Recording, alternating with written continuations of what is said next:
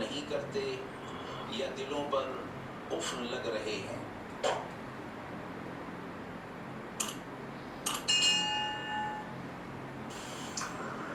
بسم اللہ الرحمن الرحیم۔ السلام علیکم ورحمۃ اللہ۔ ناظرین کرام، قرآن مجید کے پاروں کے خلاصے کے پروگرام میں آج آپ کے سامنے پارہ نمبر 4 کا خلاصہ پیش خدمت ہے۔ پارہ نمبر 4 میں سورہ آل عمران، جو کہ پارہ نمبر 3 سے جاری ہے، پارہ نمبر 4 میں رکوع نمبر 10 سے اور آیت نمبر 92 سے اس پارے کی ابتدا ہو رہی ہے۔ سورہ آل عمران رکوع اس کے 20 اور آیت 200 ہیں، اسی پارے میں مکمل ہو رہی ہے۔ اس سے آگے سورہ نساء ہے، جو کہ رکوع نمبر 1 سے رکوع نمبر 4 تک اور آیت نمبر 1 سے آیت نمبر 23 تک پارہ نمبر 4 میں ہی مکمل ہو رہا ہے۔ اس پارے میں کل 15 رکوع ہیں اور 15واں رکوع 5ویں پارے میں بھی جاری ہے۔ رکوع نمبر 1 آیت نمبر 92، جو کہ اس پارہ نمبر 4 کی پہلی آیت مبارکہ ہے۔ لن تنالوا البر حتى تنفقوا مما تحبون، تم نیکی کو ہرگز ہرگز نہیں پا سکتے جب تک کہ اللہ کی راہ میں وہ چیز نہ خرچ کر دو جسے تم محبوب رکھتے ہو۔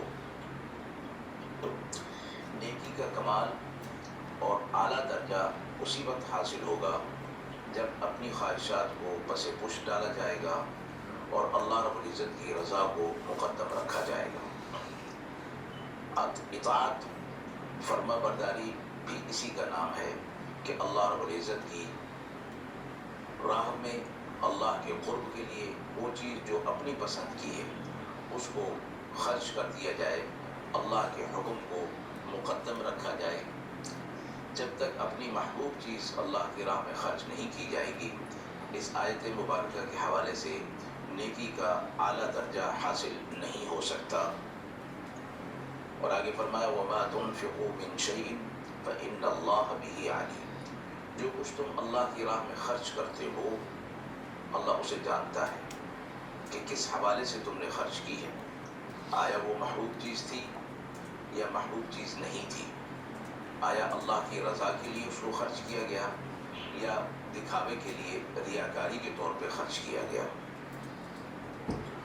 آیت نمبر 96 میں فرمایا گیا ان اول بیت وضع للناس، بیت اللہ مسجد حرام کی فضیلت اس آیت میں بیان فرمائی گئی کہ یہ گھر اور یہ عبادت خانہ دنیا میں سب سے پہلا ہے۔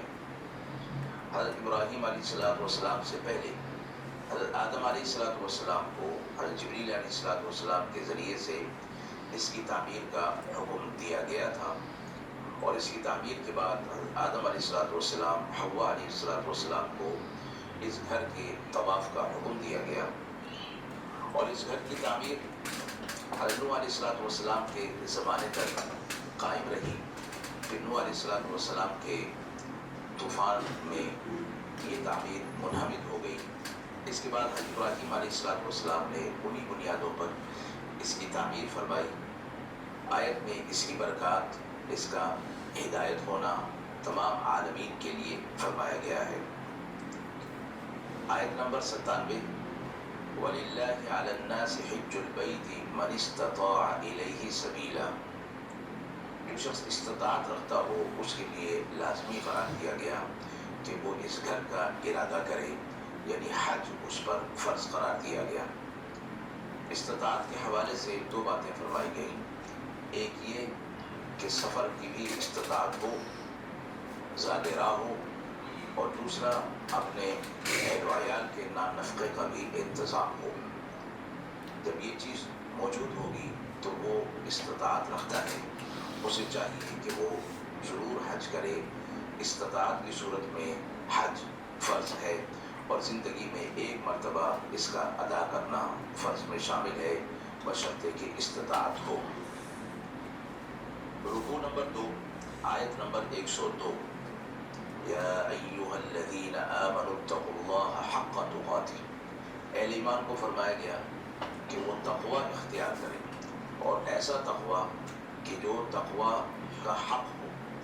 اور تقوی کا حق یہ ہے کہ اللہ تبارک و تعالیٰ کی اطاعت ہر کام میں کی جائے اور اس کی نافرمانی سے اپنے آپ کو بچایا جائے، ہمیشہ اس کا شکر ادا کیا جائے اور اپنی زندگی اطاعت اور فرما برداری والی گزاری جائے یہاں تک کہ موت آ جائے۔ آیت کے آخری حصے میں فرمایا وَلَا تَمُوتُنَّ إِلَّا وَأَنْتُمْ مُسْلِمُونَ، اور تمہیں موت اس حال میں آنی چاہیے کہ تم مسلمان ہو، یعنی پوری زندگی تمہاری اسلام پر گزرنی چاہیے، اور جب تمہارا وقت پورا ہو جائے تو تم اسلام پر ہی ہو، اسلام پر ہی رہتے ہوئے تمہاری موت ہونی چاہیے۔ اپنی زندگی اسلام اور اطاعت حق کے ساتھ گزاری جائے یہاں تک کہ موت آ جائے، تو فرمایا کہ یہ تقوی کا حق ہے کہ اس تقوی پر رہتے ہوئے ہی پوری زندگی گزار دی گئی۔ آیت نمبر 103 وَاعْتَصِمُوا بِحَبْلِ اللَّهِ جَمِيعًا وَلَا تَفَرَّقُوا، مشہور آیت ہے۔ مسلمانوں کی اجتماعی قوت، اتحاد اور اتفاق کا درس اس آیت مبارکہ میں دیا گیا، اور حبل اللہ سے فرمایا گیا مراد یہ ہے قرآن مجید، یہ اللہ کی مضبوط رسی ہے، اور شریعت بھی فرمایا گیا کہ اس کو مضبوطی کے ساتھ تھامے رہو اور آپس میں تفرقہ نہ کرو۔ فرقہ بازی، توڑ اللہ کو پسند نہیں، جوڑ ہونا چاہیے۔ اللہ کی رسی حبل المتین، مضبوط رسی قرآن مجید ہے، جو کہ رہتی دنیا تک کے لیے ہدایت کا اور امن کا پیغام ہے۔ آیت نمبر 104 میں فرمایا گیا وَلْتَكُن مِّنكُمْ أُمَّةٌ يَدْعُونَ إِلَى الْخَيْرِ، تم ایک جماعت ایسی ضرور ہو جو خیر کی طرف بلائے، امر بالمعروف اور نہی عن المنکر کرتی رہے۔ اور آیت میں خیر جو فرمایا گیا اس سے مراد پورا دین ہے، اور اس دین کو لوگوں تک پہنچانا، اس خیر کو لوگوں تک پہنچانا، اور خیر کی باتوں میں امر بالمعروف، اچھی باتوں کا حکم کرنا اور بری باتوں سے روکنا۔ فرمایا کہ یہ ایک جماعت ضرور تم میں ایسی ہونی چاہیے کہ جو اس کام کو کرے، اور آگے فرمایا اولئک هم المفلحون، یہی لوگ فلاح پانے والے، ایسے کام کرنے والے فلاح پا جائیں گے، کامیاب ہو جائیں گے۔ رکوع نمبر 3 آیت نمبر 110 کنتم خیر امت اخرجت للناس، اس امت کا خیر الامم ہونا، امتوں میں بہترین ہونا، امت وسط، امت عادل ہونا اس آیت میں فرمایا گیا ہے۔ اس امت سے متعلق آپ صلی اللہ علیہ وسلم کی پیشگوئی ہے۔ فرمایا آپ صلی اللہ علیہ وسلم نے کہ اس امت میں ایک ایسی جماعت ضرور قائم رہے گی جو امر بالمعروف اور نہی عن المنکر کا فریضہ قیامت تک ادا کرتی رہے گی، اور اسی وجہ سے ہی اس کو اس خیر امم کا لقب عطا فرمایا گیا ہے۔ اور جب یہ کام چھوڑ دے گی تو آپ صلی اللہ علیہ وسلم نے فرمایا کہ پھر ان پر اللہ کی طرف سے گرفت ہوگی، اور اللہ سے یہ دعا کریں گے اور ان کی دعا قبول نہیں۔ جیسے کہ تم بدر میں تھوڑے تھے، کمزور تھے، سال و سامان کے اعتبار سے بھی، تعداد کے اعتبار سے بھی، اس کے باوجود اللہ کی مدد نصرت تمہارے پاس آئی، تو وہ ایک تقویٰ تھا اور اللہ کی اطاعت اور فرما برداری تھی۔ آئندہ بھی جب تم تقویٰ اختیار کرو گے تو اللہ کی مدد و نصرت تمہارے ساتھ ہوگی، اور یہ تقویٰ کی عادت تمہیں اللہ کا شکر گزار بندہ بنا دے گی۔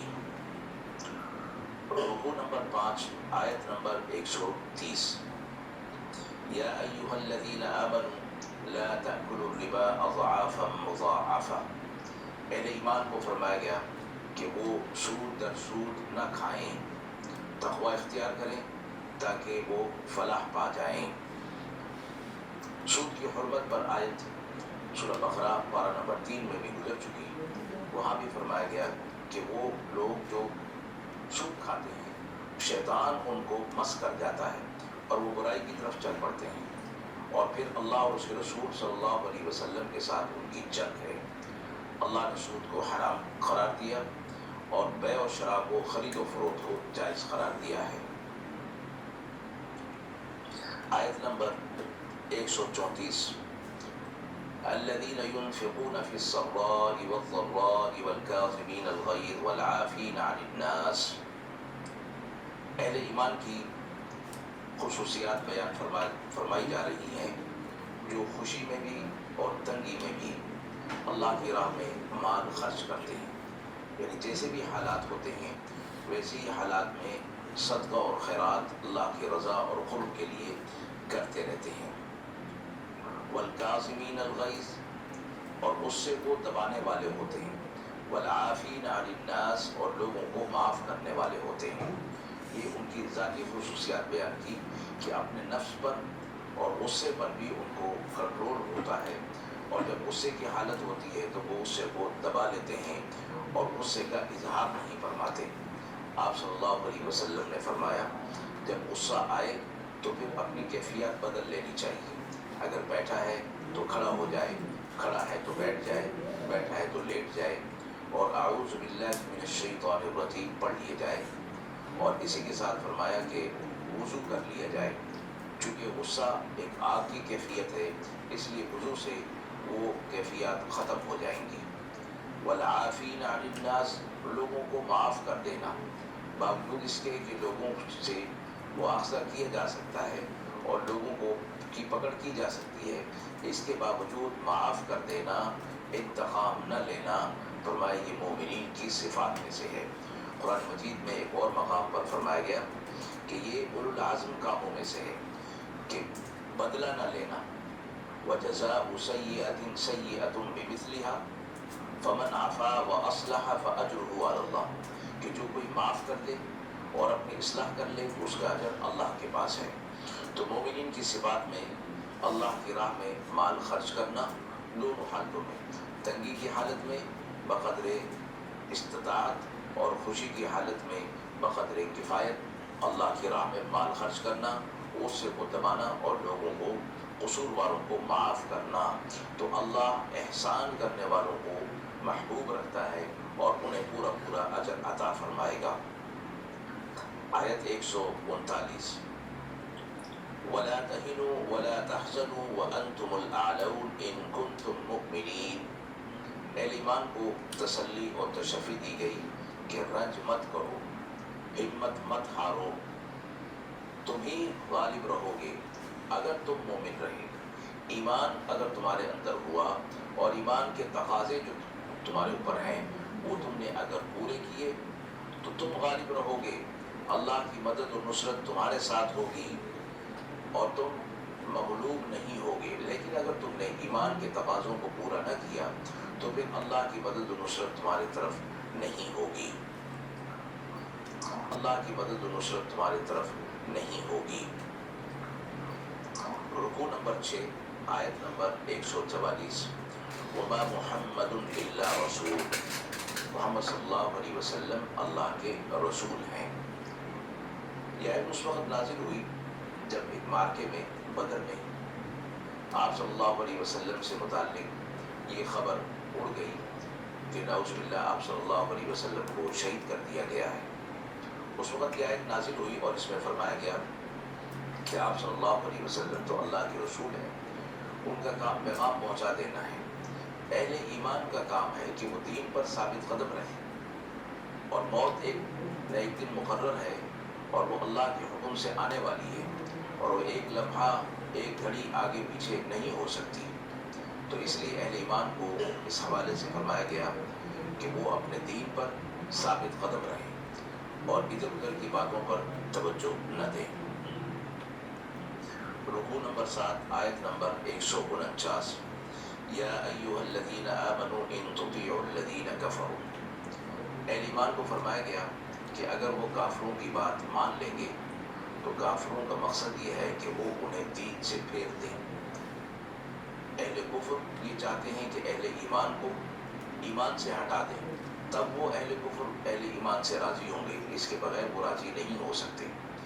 تو اہل ایمان کو فرمایا گیا کہ اگر ان کی باتیں ماننے لگ جائیں گے اور ان کی طرف رغبت رکھیں گے تو وہ تمہیں اپنے دین سے پھیر دیں گے، اور جب یہ کام ہو گیا یعنی تم دین سے پھر گئے، ان کی باتوں میں آ کر دین سے تم پھر گئے، تو تم بہت بڑے خسارے کے اندر آ جاؤ گے۔ تو اس خسارے سے بچنے کے لیے اللہ نے فرمایا کہ اہل کفر کی بات کو نہ مانا جائے اور ان کے ساتھ دلی اور قلبی تعلق نہ رکھا جائے۔ رکوع 8 آیت نمبر 164۔ لقد من اللہ علی المؤمنین، اللہ رب العزت نے اہل ایمان پر احسان کا ذکر فرمایا کہ اللہ نے ان کی طرف ایک رسول کو مبعوث فرمایا کہ جو اللہ کی آیات ان کے سامنے تلاوت کرتا ہے اور انہیں کتاب اور حکمت کی تعلیم دیتا ہے اور ان کا تزکیہ قلب کرتا ہے۔ اس سے پہلے وہ کھلی اور واضح گمراہی کے اندر مبتلا تھے۔ آپ صلی اللہ علیہ وسلم کا مبعوث ہونا اور آپ صلی اللہ علیہ وسلم کی نبوت اور رسالت کے جو فرائض ہیں وہ اس آیت مبارکہ کے اندر بیان فرمائے گئے ہیں۔ اس حوالے سے آپ صلی اللہ علیہ وسلم پوری انسانیت کے محسن ہیں۔ رکوع نمبر 9 آیت نمبر 174۔ وَلَا يَحْسَبَنَّ الَّذِينَ كَفَرُوا أَنَّمَا نُمْلِي لَهُمْ خَيْرٌ لِأَنفُسِهِمْ۔ اہل کفر یہ گمان نہ کریں کہ ان کو اس وقت دنیا کے اندر جو مہلت ملی ہوئی ہے وہ مہلت ان کے لیے کوئی فائدہ مند ہے، بہتر ہے، بلکہ یہ مہلت ان کے گناہوں کو اور آخرت میں ان کی ذلت آمیز گناہوں کو بڑھانے میں مددگار ہو رہی ہے۔ یعنی وہ دنیا کے اندر رہتے ہوئے اس مہلت سے اور گناہ کے اندر مبتلا ہوتے جا رہے ہیں، یہاں تک کہ پھر آخرت کی طرف بھی جا رہے ہیں۔ فرمایا اس مہلت کو اپنے لیے بہتر نہ سمجھیں، جبکہ اہل ایمان کے لیے یہ مہلت بہتر ہے، اس لیے کہ اللہ رب العزت کی طرف سے گناہوں پر فوری پکڑ نہ ہونا یہ اللہ کی طرف سے ایک مہلت اور ایک موقع دیا جاتا ہے کہ وہ اپنے گناہوں پر متنبہ ہو جائیں اور تنبیہ حاصل کر کے گناہوں والی زندگی کو چھوڑ دیں، توبہ کر لیں اور اطاعت اور فرما برداری کی زندگی گزار لیں۔ رکوع نمبر 10 آیت نمبر 185۔ کل نفس ذائقۃ الموت وإنما توفون أجوركم يوم القيامة فمن زحزح عن النار وأدخل الجنة فقد فاز۔ فرمایا کہ ہر نفس کو موت کا ذائقہ چکھنا ہے، موت بہرحال ایک حقیقت ہے، اور فرمایا کہ قیامت کے دن وہ کامیاب ہو جائے گا کہ جو آگ سے بچا لیا گیا اور اس کو پورا اجر عطا فرما دیا گیا، ایسا شخص کامیاب ہوگا۔ اور ایسے کامیابی کے لیے دنیا کے اندر فرمایا گیا کہ اس کو ایسے اعمال کرنے ہیں جو آخرت میں کامیابی کی طرف اس کو لے جانے والے ہیں۔ رکوع نمبر 11 آیت نمبر 190 تا 194 کہ اس کو ایسے اعمال کرنے ہیں جو آخرت میں کامیابی کی طرف اس کو لے جانے والے ہیں۔ رکوع نمبر 11 آیت نمبر 190 تا 194۔ ان فی خلق السماوات والارض واختلاف اللیل والنہار لآیات لأولی الالباب۔ اللہ رب العزت کی کائنات کے اندر پھیلی ہوئی عظمت کی نشانیاں، اور ان نشانیوں سے سبق وہی حاصل کرتے ہیں کہ جو اہل عقل ہیں، اہل فہم ہیں، اہل دانش ہیں، اور وہ زمین و آسمان اور اس کی چیزوں پہ غور اور فکر کرتے ہیں، تدبر کرتے ہیں۔ اور پھر دعاؤں کا ذکر ہوا کہ یہ دعا کرتے ہیں ہمارے رب ہمارے گناہوں کو معاف فرما دے اور ہماری مغفرت فرما، ہم پر رحم فرما، اور ہماری موت اور ہمارا حشر نیک لوگوں کے ساتھ فرما۔ اور یہ دعا کرتے ہیں ہمارے رب ہم نے سنا کہ ایک شخص ایمان کی بات کر رہا ہے تو ہم نے اس کی بات کو سن لیا اور ہم نے اطاعت کی۔ اے ہمارے رب ہماری مغفرت فرما، اے ہمارے رب جو تو نے وعدہ کیا اپنے رسولوں کے ذریعے سے ان وعدوں کو تو پورا فرما، اور قیامت کے دن ہمیں رسوا نہ فرمانا، بے شک تو اپنے وعدے کی خلاف ورزی نہیں فرماتا۔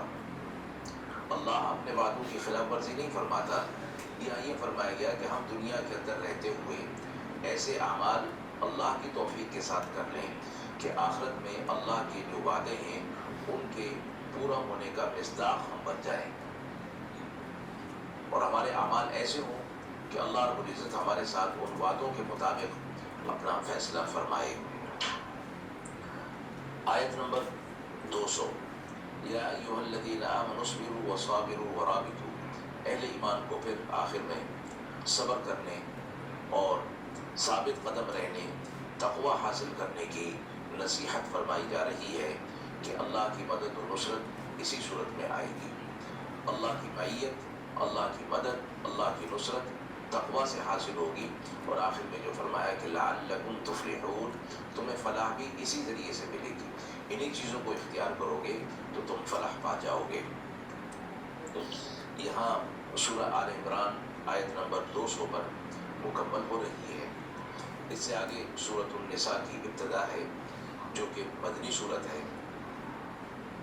پارے کے اعتبار سے رکوع نمبر 12 ہے اور سورت کا رکوع نمبر 1۔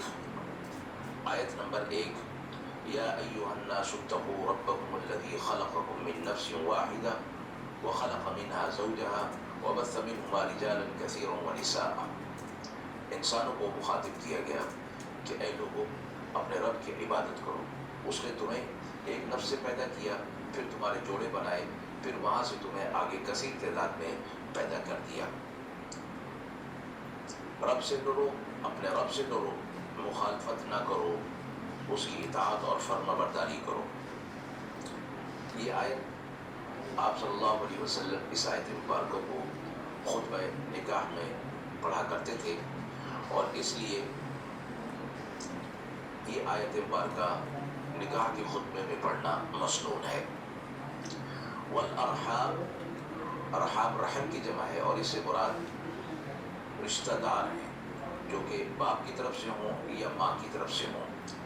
تو آیت میں فرمایا گیا کہ قرابت کے تعلق اور رحم کے جو رشتے ہیں وہ چاہے والد کی طرف سے ہوں یا والدہ کی طرف سے ہوں، بہرحال ان کی ادائیگی میں کوتاہی نہیں ہونی چاہیے۔ اور حدیث مبارکہ میں صلہ رحمی کی بڑی اہمیت بیان فرمائی گئی، اور فرمایا کہ آپ صلی اللہ علیہ وسلم نے کہ جو شخص یہ چاہے کہ اس کی زندگی میں اور اس کے رزق میں برکت ہو، اسے چاہیے کہ وہ صلہ رحمی کرے۔ آیت نمبر 2، وَآتُوا الْيَتَامَى أَمْوَالَهُمْ وَلَا تَتَبَدَّلُوا الْخَبِيثَ بِالطَّيِّبِ۔ یتیموں کے حقوق اور ان کی مال کی حفاظت کا بیان تفصیل کے ساتھ اس آیت مبارکہ میں بیان ہو رہا ہے۔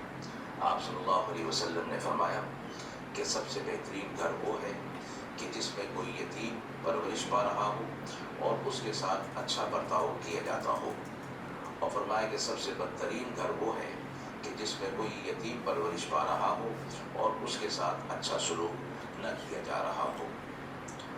آیت نمبر 3، وَإِنْ خِفْتُمْ أَلَّا تُقْسِطُوا فِي الْيَتَامَى۔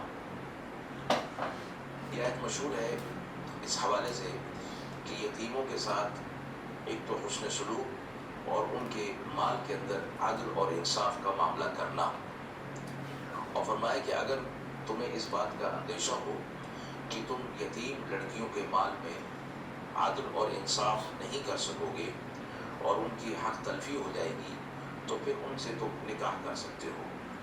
یتیم لڑکیوں کے ساتھ نکاح کی اجازت دے دی گئی۔ اللہ تقسطوا فی الیتامى سے یہ فرما دیا گیا کہ نکاح کرنے کی صورت میں تم انصاف اگر قائم نہ کر سکو تو پھر ان یتیم لڑکیوں سے نکاح نہ کرو، بلکہ اور عورتیں ہیں تمہارے لیے، ان سے تم نکاح کر سکتے ہو۔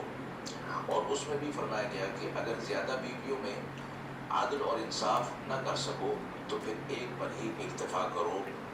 فَإِنْ خِفْتُمْ أَلَّا تَعْدِلُوا فَوَاحِدَةً، اگر تمہیں اس بات میں خوف ہو اور اندیشہ ہو کہ تم عدل نہیں کر سکو گے تو پھر ایک پر ہی اکتفا کرو۔ آیت نمبر 4، وَآتُوا النِّسَاءَ صَدُقَاتِهِنَّ نِحْلَةً۔ اس آیت میں فرمایا گیا کہ جو تم اپنی بیویوں کو مہر خوش دلی کے ساتھ دے دیا کرو، اگر وہ اس مہر میں سے اپنی رضا اور مرضی سے کچھ چھوڑ دیتی ہیں تو وہ تمہارے لیے بہتر ہے، تم اس کو استعمال کر سکتے ہو۔ لیکن فرمایا کہ مہر کو زور زبردستی معاف کرانا، جبراً اس کو معاف کرا کر اور نہ دینا، یہ انتہائی گناہ کا کام ہے۔ آیت 5 اور 6، وَلَا تُؤْتُوا السُّفَهَاءَ أَمْوَالَكُمْ۔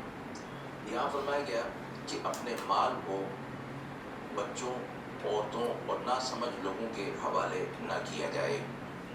فرمایا گیا کہ مال سرمایہ زندگی ہے، اس کی حفاظت لازمی ہے۔ نافہم اور کم عقل لوگوں کو مال سپرد نہ کیا جائے۔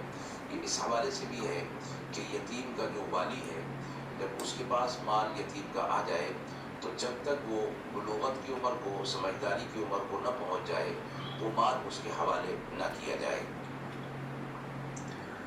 اسی آیت میں نابالغوں کی سمجھ اور صلاحیت کو جانچنے کا بھی حکم دیا گیا کہ جب وہ ایسی عمر کو، پختگی کی عمر کو پہنچ جائیں اور اپنے مال کو سنبھال سکیں اور اس میں نقصان نہ کریں تو پھر ان کے مال ان کے حوالے کیا جائے، اور اس سے پہلے وہ مال ان کے حوالے نہ کیا جائے۔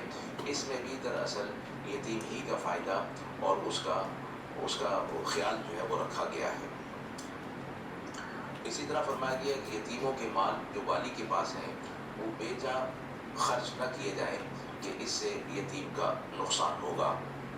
البتہ یہ ہے کہ یتیم کا جو ولی ہے اور یتیم اس کی کفالت میں ہے اور اس کی کفالت کے لیے جتنا مال ضرورت ہو سکتا ہے وہ لے سکتا ہے۔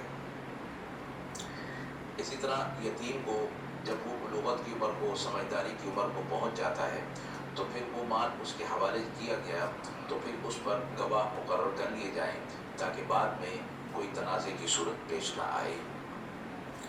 آیت نمبر 10 میں فرمایا گیا ان الذین یأکلون اموال الیتامی ظلما، یتیم کا مال ظلماً، ناحق، غلط طریقے سے لے لینا اپنے پیٹ میں آگ بھرنے کے مترادف فرمایا گیا ہے۔ رکوع نمبر 13، سورت کا رکوع 2 اور آیت نمبر 11، یوصیکم اللہ فی اولادکم، وراثت اور ان کے حصے کے حوالے سے یہ رکوع قرآن مجید میں انتہائی تفصیلی ہے۔ میراث کے مستحقین کی تفصیل اور اس کے اقسام، ان کی اقسام اس رکوع کے اندر پوری بیان فرما دی گئی ہیں۔ کچھ تفصیل اس صورت کے آخر میں ہے اور باقی ماندہ حصوں کو حدیث مبارکہ سے وضاحت فرمائی گئی ہے۔ رکوع نمبر 14 پارے کے اعتبار سے اور سورت کا رکوع نمبر 3 اور آیت نمبر 15، واللاتی یأتین الفاحشہ، اس آیت میں فرمایا گیا کہ اگر کسی عورت سے شرعی قصور سرزد ہو جائے تو اس پر تنبیہ کرنا، تعدیب کرنا اور اصلاح کی جو صورت ہے وہ اس آیت میں بیان فرمائی گئی ہے۔ اور یہ فرمایا گیا اس طرح کا اگر قصور ہو جائے تو پھر اس پر 4 گواہ پیش کیے جائیں، اور 4 گواہوں کی بھی حکمت مفسرین نے یہ فرمائی چونکہ اس میں 2 افراد ملوث ہوتے ہیں، اس لیے ہر ایک کے لیے 2 گواہ اور یہ دونوں مل کر 4 گواہ مقرر ہو گئے۔ اس بار فرمایا کہ فمن تاب واصلح، اگر وہ توبہ کر لیں اور اپنی اصلاح کر لیں تو پھر ان پر کوئی طعنہ زنی نہیں ہونی چاہیے، لیکن توبہ سے دنیاوی سزا وہ مؤخر نہیں کی جا سکتی، اس کو ختم نہیں کیا جا سکتا، تو سزا کے بعد وہ توبہ کر لیں اور اصلاح کر لیں تو ان کا معاملہ اللہ کے سپرد ہے۔ رکوع نمبر 14 آیت نمبر 19، یا ایھا الذین آمنوا لا یحل لکم ان ترثوا النساء کرہا، ایمان والوں کو منع کیا گیا کہ وہ عورتوں کی میراث نہ لیں، نہ روکیں، ان کا جو حصہ شرعی طور پر بنتا ہے وہ اس کو دے دیں۔ رکوع نمبر 15 آیت نمبر 23 جو کہ اس پارے کی آخری آیت ہے، حرمت علیکم امہاتکم، اس آیت مبارکہ کے اندر ان عورتوں کا ذکر ہے جن سے نکاح کرنا حرام ہے۔ کچھ عورتیں وہ ہیں جن سے دائمی طور پر حرام ہے اور کچھ وہ ہیں کہ جو دائمی نہیں، وقتی ہے، یعنی وہ اگر صورت نہ ہو تو پھر ان سے نکاح کیا جا سکتا ہے، اور آیت نمبر 23 پر ہی پارہ نمبر 4 مکمل ہو رہا ہے۔ وآخر دعوانا ان الحمد للہ رب العالمین۔